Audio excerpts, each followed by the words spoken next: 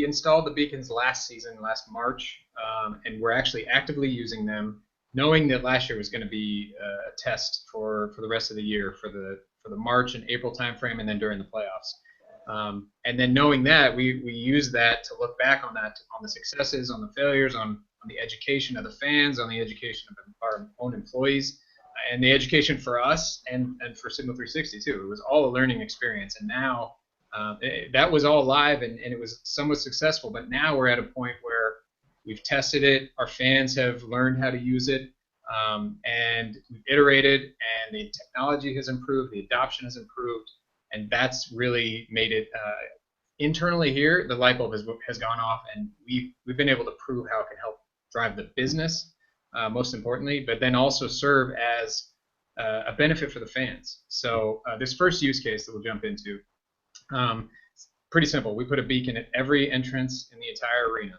and when you step inside the doors, it says "Welcome to Warriors Ground," which is what we kind of call our home turf. Thing is that Signal 360, we don't require Bluetooth to be on. So we use Bluetooth as well as our patented audio watermark to deliver content. So that's important for the Warriors because we don't want to roll out a solution that's only iPhone 4Ss and above who have Bluetooth on. We want to reach our Android phones, we want to reach our iPhones, we want to reach things with Bluetooth off, and so our platform allows us to do that. And the other piece which I think is important to note is you'll see in these contents that we've got our notification, and Kevin will talk about how that's, you got to pull the person in, and then the second piece is we've got our card, which is this 600 by 500 ping that we overlay on the app.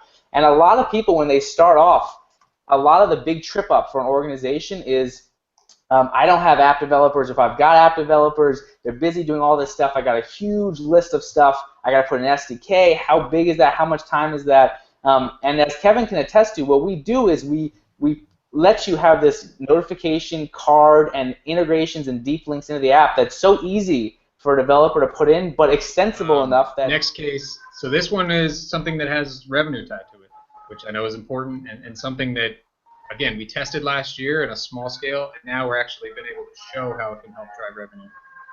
So when you enter our team store, you get a notification right off the bat that says exclusive merchandise offer. And what we've been able to show this year is an example of one of the offers is a minimum spend of $50 or more, you actually get a free tote bag. Again, people love free stuff, and this has been proven time and again, especially with this offer. What we've actually seen this year is the average transaction value for a fan with the Beacon offer has been 93% higher than the fan without.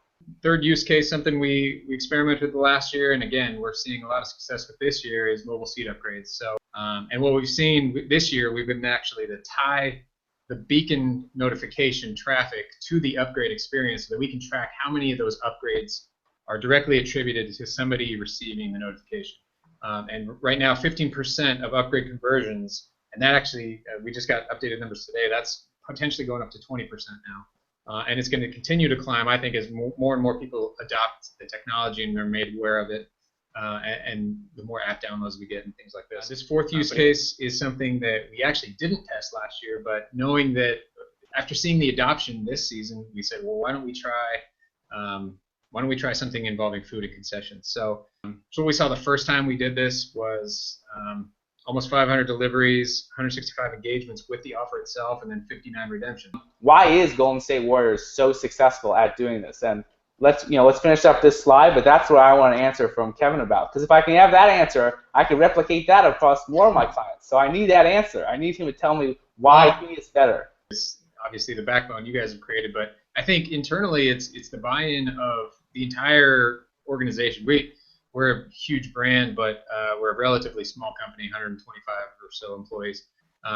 But the education of the technology and the light bulb moments of how it can drive the business and also benefit our fans, that's the key. And one thing I did, a simple thing, was I put a beacon on my desk, and I activated that. And so that when people got into the office, they got a welcome message, welcome to Warriors HQ.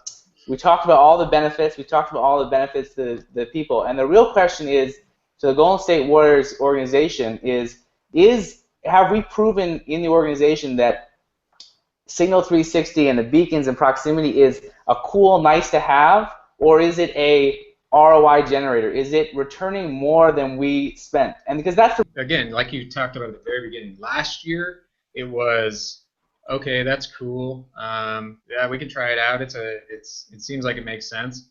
Um, but that testing enabled us to get to the point where now it's, oh, this is part of our business.